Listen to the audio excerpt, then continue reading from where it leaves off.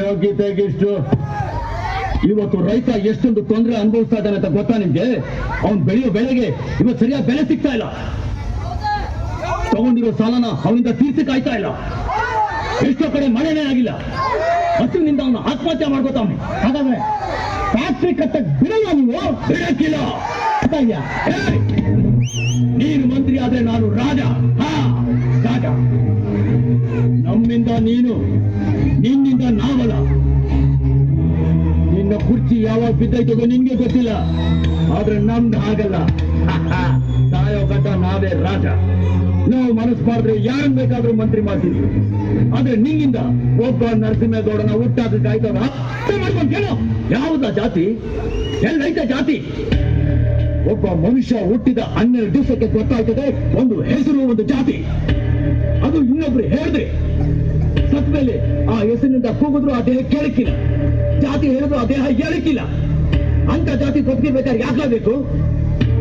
ವ್ಯಕ್ತಿಯಿಂದ ಜಾತಿ ಅಲ್ಲ, ವೃತ್ತಿಯಿಂದ ಜಾತಿ. ಒಬ್ಬ ಮನುಷ್ಯನಲ್ಲಿ 4 ಜಾತಿಗಳಿರ್ತವೆ.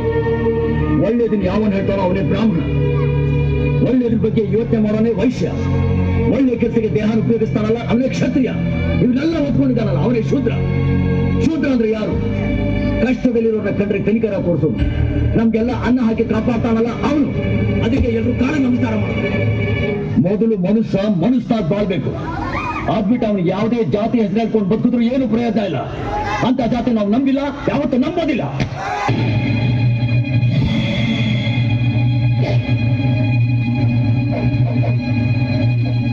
ಬಡವರು ಅಂದ್ರೆ ಬಿಟ್ಟಿ ಬಿದ್ದಿರ್ತಾರೆ ಅನ್ಕೊಂಡ್ಬಿಟ್ಟೆಲ್ಲ. ನಮ್ ತಾವ ಕೆಲಸ ಮಾಡೋದು, ಊಡೋ ಬಟ್ಟೆನು, ಮಲ್ಕೋಕ್ ಮಂದಿರಿಗೆನು ನಾವೇ ಕೊಡೋದು. ಆ ಮಂದಿರಿಗೆ ನಾವು ಮಲ್ಕೊಳೋದು ಯಾವ ನ್ಯಾಯ?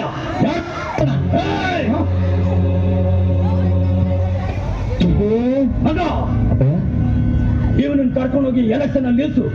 ಊರಿನ ಜನಗಳಿಗೆ ಹೇಳು ಇವನು ಮಂತ್ರಿ ಆಗ್ಬೇಕು, ನಾವು ಹೇಳಿದೀವಿ ಅಂತ ಹೇಳು. ಮಂತ್ರಿ ಆಗ್ತಾನೆ.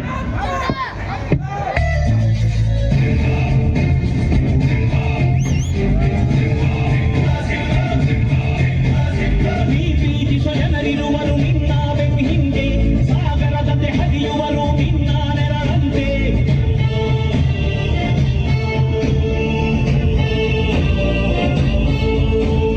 ನಿನ್ನ ನಗು ಸಂತೋಷವ ಬಯಸೋರವರಂತೆ, ಒಂದು ಕ್ಷಣ ಅಂದರೆ ನೀ ಸಹಿಸೋದಿರುವಂತೆ.